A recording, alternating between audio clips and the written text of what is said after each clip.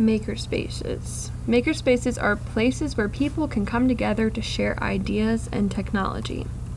How can technology support makerspaces? Well, makerspaces are all about technology, simple technology and advanced technology. Some examples of things that I would use in my makerspace are paper circuits, paper roller coasters, and bottle rockets. I like the idea of transforming everyday items into something new and exciting. I've seen makerspaces that are just using Legos or other building materials that students get to use every day. And that's not what I want to do with my makerspace. I want to give them the opportunity to explore things and create things that they wouldn't be able to create every day, and give them the opportunity to use new, innovative technology like 3D pens and 3D printers. So how do makerspaces support my learners' process for learning? Well, in makerspaces, when you're designing a project, inevitably you'll fail. It's like the Albert Einstein quote, "Anyone who has never made a mistake has never tried anything new." So if we're not trying new things, then we're probably succeeding in everything that we're doing. But if we want to go ahead and try that new thing, there's going to be a learning curve and times where we may fail. Or Thomas Edison, "I've not failed, I've just found 10,000 ways that won't work." So I want to teach them that idea that you learn from failure, and that failure doesn't mean that you're not good at something, it just means that you have to try again. So when you're in a makerspace, the process you might go through, say if we are designing bottle rockets, we're going to gather our tools and materials for our bottle rockets, and then we're going to create our design of how we want it to look like.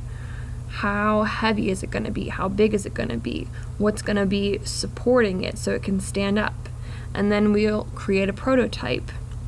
So this is our first design of our bottle rocket. And then there might be some things we need to fix with that. If your bottle rocket doesn't stand up on its own, if it's too heavy so that it can't shoot up, it doesn't go up further than the other bottle rockets. If you can't get the chemical mixture to go off, what else can we do to try? So then we try it again and see what else works.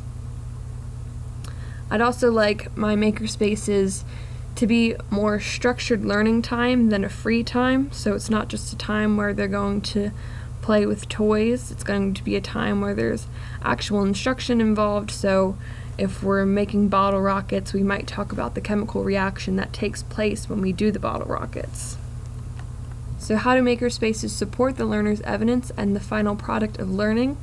Well, when they create their final product, that's how you know that they've learned the lesson you wanted to teach them. So when they're able to succeed in their final product, that's what really proves what they have learned. So some examples are when I did a paper roller coaster project,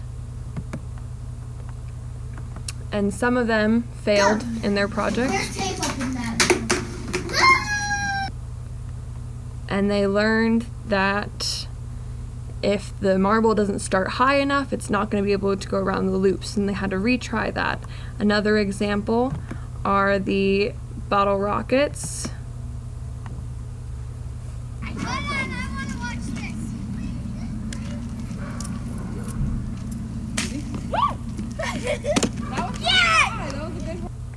And again, we had some that we had to redo with that one. We mixed the baking soda into a paper towel, so if we made too big of a roll with the paper towel, then the vinegar wouldn't mix with it, and then the bottle rocket wouldn't shoot off. So their final project that they've created in the makerspace supports what they've learned in that time.